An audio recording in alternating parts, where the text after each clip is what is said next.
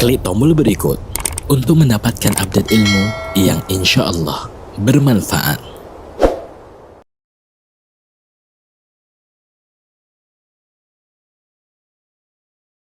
Futihat abwabuha wa qala lahum salamun alaikum tibtum fadkhuluha khalidin. Tatkala kaum muslimin ahli surga itu mendekati pintu surga dan dibukakan pintu-pintunya, lalu para malaikat menyambut mereka dengan ucapan Assalamualaikum. Sesama ahli surga bertetangga ketika bertemu pun mengucapkan tahiyyatuhum fiha salam. Sapaan ahli surga pun di antara mereka adalah ucapan Assalamualaikum. Nah, ini luar biasa. Dan surga pun namanya juga, salah satu namanya apa? Darus Salam. Apa itu Darus Salam? Artinya tempat tinggal yang penuh keselamatan, rumah yang penuh dengan kedamaian. Karena di surga tidak ada lagi yang namanya kata-kata yang menyakitkan, sudah enggak ada. La tasma'u fiha lagwan wala kidzaban. Engkau tidak akan mendengarkan di surga itu ada perkataan dusta dan ada perkataan sia-sia. Enggak ada lagi. La tasma'u fiha lagwan wala ta'thima. Kamu tidak akan mendengarkan di surga itu kata-kata sia-sia dan juga perkataan dosa. Enggak akan kita dengar. Kalau di dunia kadang-kadang kita ngobrol, ya, ketemu dengan orang, karakternya itu beda-beda. Ada orang yang tokmol, tahu tokmol Pak? Ceplos. Dia kalau ngomong ke orang gak banyak mikir, asal dia senang disampaikan, ya kan? Ente kok dari dulu sampai sekarang kurus, ente kok pendek, ente kok, jadi menyampaikan kata-kata yang menyakitkan kepada saudara kita. Ente udah lama gak nikah, kapan ente mau nikah? Ya, ente belum punya anak, anaknya udah 7. Itu kan perkataan-perkataan yang menyakitkan. Di surga nanti gak ada perkataan lagi seperti itu. Bahkan antara istri kita dengan bidadari pun gak ada rasa cemburu. Kita tahu punya istri 2, berantem terus, ya kan? Pasti berantem. Punya istri simpanan juga was-was, gitu kan? Takut ketahuan. Di surga salam damai. Kita diberikan rezeki oleh Allah bidadari yang banyak pun tidak akan ada perselisihan, tidak akan ada perkelahian, adu mulut, ya, pertengkaran itu sudah nggak ada di surga. Karena di surga Darus Salam, tempat tinggal yang damai.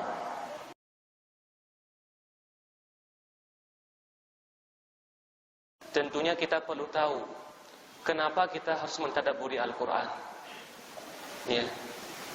Sehingga kita lebih bersemangat mungkin ketika kita saat sendirian, bukan hanya 30 menit seperti sekarang ini, namun saat sendirian kita selalu untuk mentadabburi Al-Quran. Allah Subhanahu wa taala berfirman, "Afala yatadabbaruna Al-Quran? Walau kana min 'indi ghairillahi lawajadu fihi ikhtilafan katsira." Mengapa mereka tidak mau mentadabburi Al-Quran? Seandainya Al-Quran itu bukan dari Allah, kata Allah, pasti kita akan mendapati dalamnya banyak sekali perselisihan. Maka jemaah dimuliakan Allah Azza wa Jalla, perlu kita ketahui apa faedah, apa urgensi dari kita mentadabburi Al-Quran. Yang pertama, kita perlu mengingat bahwasanya Allah menurunkan Al-Quran kepada kita semua sebagai pedoman, ya, sebagai buku panduan untuk hidup kita dalam kehidupan dunia. Allah Subhanahu wa taala berfirman, "Syahrul Ramadan alladzi unzila fihi al-Qur'an hudan lin-nasi wa bayyinatin minal huda wal furqan." Allah mengatakan pada bulan Ramadan Allah Subhanahu wa taala menurunkan Al-Qur'an. Tujuannya hudan lin-nas, sebagai petunjuk bagi manusia, menjelaskan tata cara mereka hidup dengan benar. Wa bayyinatin minal huda wal furqan, kemudian menjelaskan tentang petunjuk tersebut dan pembeda antara hak dan yang batil. Jemaah dimuliakan Allah Azza wa Jalla, tentunya seseorang itu tidak akan bisa menjadikan sesuatu sebagai pedoman jika seandainya dia tidak mentadabburi buku panduan ataupun kitab yang telah Allah berikan kepadanya. Seseorang yang membeli barang dari Jepang misalkan, diberikan buku panduan tata cara memakainya, lantas tulisannya dengan bahasa Jepang, dan dia tidak bisa bahasa Jepang dan dia tidak mau belajar bahasa Jepang, dan dia tidak paham, tentunya dia tidak akan bisa untuk menggunakan barang tersebut sesuai dengan buku petunjuk orang yang telah menciptakan barang tersebut. Maka mustahil bagi kita mampu mempraktekkan Al-Quran dalam kehidupan kita jika seandainya kita tidak mentadabburi Al-Quran. Maka penting sekali bagi kita untuk mentadabburi Al-Quran. Bahkan Allah Subhanahu wa taala mengancam orang-orang yang mereka berpaling daripada peringatan Allah, berpaling daripada mentadabburi Al-Quran. Allah mengatakan, "Wa man a'rada 'an dzikri fa inna lahu ma'isyatan dhanka wa nahsyuruhu yaumal qiyamati a'ma." Barang siapa berpaling, kata Allah, daripada peringatanku, berpaling daripada Al-Quran, sesungguhnya Allah akan berikan kepadanya kehidupan yang sangat sempit. Meskipun dia kaya, meskipun dia memiliki jabatan yang tinggi, kehidupannya akan sempit. Wa nahsyuruhu yaumal qiyamati a'ma, kata Allah, dan Allah akan bangkitkan ia di hari kiamat dalam keadaan buta. Sehingga dia bertanya, "Ya Rabbi lima hasyartani a'ma?" Ya Allah, kenapa engkau bangkitkan aku dalam keadaan buta? Wa qad kuntu basira, sedangkan aku dahulu dapat melihat. Sehingga Allah menyebutkan, "Kadzalika atatka ayatuna fanasitaha wa kadzalika al-yawma tunsa." Demikianlah telah datang kepadamu di dunia ayat-ayatku, peringatanku, Al-Qur'anku telah datang kepadamu, namun engkau melupakannya, tidak mau mempelajarinya, tidak mau mentadabburinya. Wa kadzalika al-yawma tunsa, maka hari ini pula engkau akan dilupakan. Maka jemaah dimuliakan Allah Azza wa Jalla, pentingnya kita mentadabburi Al-Qur'an. Itu poin pertama. Kemudian poin kedua, kenapa kita harus mentadabburi Al-Qur'an? Seseorang yang mentadabburi Al-Quran, maka ia akan merasakan manisnya Al-Quran. Ya. Kebalikannya, orang-orang yang tidak mentadabburi Al-Quran, maka Al-Quran yang dia lalui setiap hari akan terasa hambar.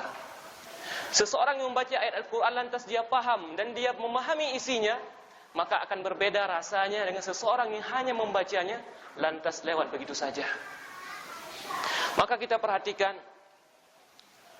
ada orang yang sholat, imamnya sudah menangis, lantas beberapa makmum merasa, kenapa imamnya menangis?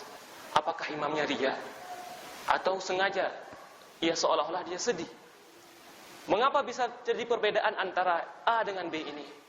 Sang imam mungkin menangis karena dia paham apa yang dia baca, sehingga dia masuk ke hatinya dan mengeluarkan air matanya. Sedangkan sang makmum mungkin tidak paham apa yang baca sang imam, sehingga dia merasa begitu saja. Ya. Sehingga kita perhatikan ketika Rasulullah sallallahu alaihi wasallam beliau memanggil sahabat beliau Ibnu Mas'ud radhiyallahu taala anhu. Beliau minta agar Ibnu Mas'ud membacakan Al-Qur'an. "Iqra' alayya." Bacakan Al-Qur'an kepadaku wahai Ibnu Mas'ud. Kemudian Ibnu Mas'ud mengatakan, "Aqra'u 'alaika wa hiya unzila 'alaik." Wahai Muhammad, wahai Rasulullah, bagaimana aku membaca Al-Quran sedangkan Al-Quran diturunkan kepadamu? Maka beliau mengatakan, aku ingin mendengar orang lain membacakannya di hadapanku. Maka Ibnu Mas'ud membaca surat An-Nisa sampai kepada ayat, "Fakaifa idza ji'na min kulli ummatin bi syahidin wa ji'na bika 'ala haula'i syahida." Sehingga Rasul mengatakan, "Hasbuk," cukup wahai Ibnu Mas'ud. Kemudian beliau terdiam dan melihat ternyata Rasulullah sallallahu alaihi wasallam sudah menangis. Seorang sahabat yang mulia, Abbad bin Bishr radhiyallahu taala anhu, ketika peperangan Dzatur Riqa' selesai, sebagian kaum muslimin dan Rasulullah sallallahu alaihi wasallam sudah kembali. Di tengah perjalanan, saking jauhnya perjalanan, akhirnya mereka beristirahat di tengah perjalanan. Maka Rasulullah mengatakan, siapa di antara kalian yang mau berjaga malam ini? Maka dua sahabat, Abbad bin Bishr dan Ammar bin Yasir, mengatakan, wahai Rasulullah, kami akan berjaga. Ya, menjaga, takut nanti datang musuh. Sehingga Abbad mengatakan kepada Ammar bin Yasir, wahai Ammar, engkau memilih yang mana? Istirahat duluan atau kau yang berjaga duluan?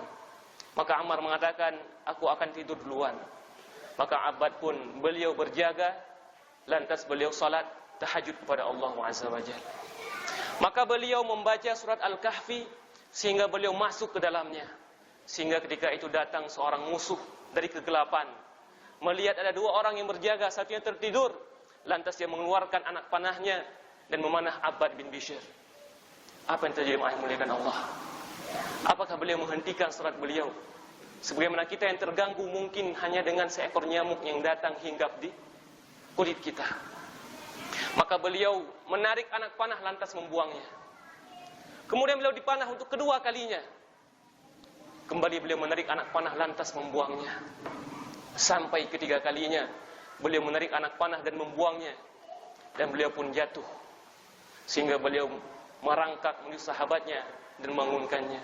Sehingga Ammar bin Yasir mengatakan, subhanallah, halla aiqattani fi awwali sahmin ramaka bihi. Subhanallah, wahai sahabatku, kenapa engkau tidak bangunkan diriku ketika pertama kali anak panah menimpamu? Maka ia mengatakan, perhatikan jemaah yang dimuliakan Allah Azza wa Jalla. Ya, kuntu fi suratin wa uhibbu an utimmaha. Sesungguhnya aku berada dalam satu surat dalam Al-Quran dan aku cinta, aku sangat ingin menyelesaikannya. Kalau seandainya bukan karena amanah Rasulullah sallallahu alaihi wasallam yang aku takut menghilangkannya, aku takut kaum muslimin akan diserang. Ya, lakana qat'u nafsi ahabbu ilayya min qat'iha. Beliau mengatakan, sungguh keluarnya nyawaku lebih aku cintai ketimbang aku menghentikan bacaanku. Mengapa demikian, jemaah dimuliakan Allah? Karena para sahabat mereka mentadabburi Al-Quran. Sehingga sangat penting bagi kita supaya bisa menjadi orang-orang seperti mereka dengan mentadabburi Al-Quran ini. Al-Quran Allah turunkan bukan hanya sekedar untuk dibaca, tapi ditadabburi dan diamalkan dalam kehidupan kita. Mau beli rumah tanpa riba? Hubungi kami sekarang juga, developer Pondok Raja Syariah. Hunian syariah bernuansa Islami untuk keluarga madani.